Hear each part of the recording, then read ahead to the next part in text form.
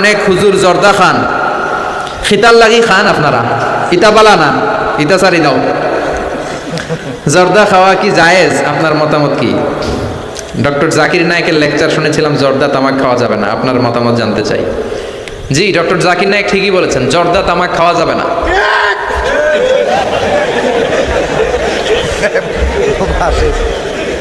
জর্দা তামাক খাওয়া যাবে না, কারণ সিগারেট খাওয়া হারাম, তাই না? যদিও অনেকে হারাম বলতে চায় না, মাকরুহে তাহরিমি বলে। মাকরুহে তাহরিমি বললে তো একই কথা, করিবুন ইলাল হারাম, হারামের কাছাকাছি। তো সিগারেটে যেটা পুড়ে পুড়ে খায়, আগুন দিয়ে পুড়ায় খায়, জর্দার মধ্যে ওটা আস্তে আস্তে চাবায় খায়। কথা বলেন। তো সিগারেট যদি হারাম হয়, জর্দা তো আরো আগে হারাম। এই জর্দা, সিগারেট এগুলোর সাথে মুসলমানের সম্পর্ক নাই। এই সিগারেটের যে ধোঁয়া, এটা জাহান্নামের আলামত। ধোঁয়া পাওয়া যাবে কই? কথা কয় না।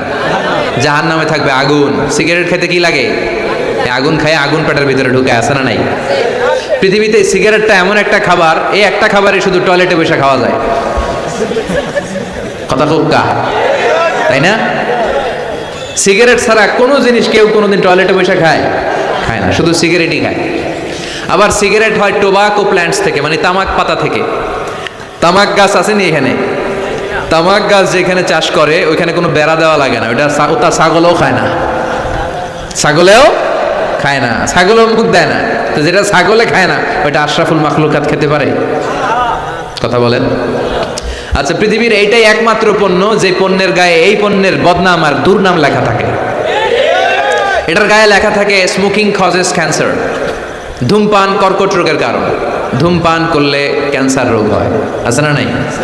আচ্ছা, কোন চকলেটের গায়ে যদি লেখা থাকে এই চকলেট খাওয়া মাত্রই ডায়রিয়া হয়, খাইবেন?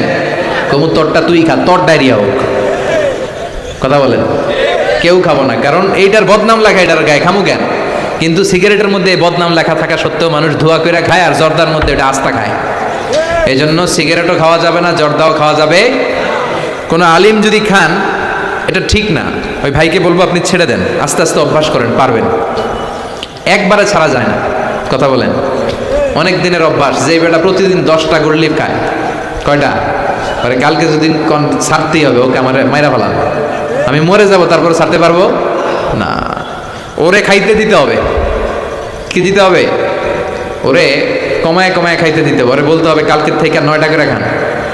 কয়টা করে? যে 10টা খায় ও 9টা খেলে চলবে না? চলবে। পরের সপ্তাহে 8টা করে খান, এরপরে সপ্তাহে 7টা। ওরে খাইতে দিতে হবে কয়েক মাস, তারপরে 5টা, এরপরে 2টা। যেই সপ্তাহে ও 2টা করে খায় অভ্যস্ত, এরপরের সপ্তাহে একটাও খাইতে পারবে, ঠিক কিনা? যেই সপ্তাহে ও 1টা করে খাইলেও চলে, এরপরের সপ্তাহে না খাইলেও চলে। কথা বলেন।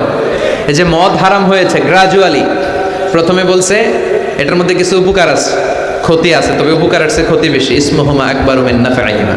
সাহাবারা কয় তাহলে তো কমাই দিতে হবে। সাহাবারও মদ খাইতো, ওমরে ফারুক মদ খেতেন, মদ খাওয়ার রাজা ছিলেন উনি। এরপরে সাইয়েদনা আলী রাদিয়াল্লাহু তাআলা আনহু মদ খেতেন, সব সাহাবারা মদ খেতেন, কারণ তখন এটা জায়েজ ছিল, নিষেধাজ্ঞা আসে নাই। যখন বলা হলো ক্ষতি আছে বেশি, খাওয়া কমাই দিলেন। এরপর একটা সাইয়েদনা আলী রাদিয়াল্লাহু তাআলা আনহু মদ খেয়ে নামাজে দাঁড়াইছে, আর এরকম মাতলামি করতেছে, আর পড়তেছে আ'বুদু মা তা'বুদুন। লা আ'বুদু মা তা'বুদুনের জায়গায় মাতলামের জন্য কি পড়ে? আ'বুদু মা তা'বুদুন। লা আ'বুদু মা তা'বুদুনের অর্থ হলো, কাফিরেরা তোমরা যে মূর্তির পূজা করো আমরা ওইটার পূজা করি না। উনি লা বাদ দিলে অর্থ হয়ে গেছে তোমরা যেটার পূজা করো আমরা ওইটারই করি।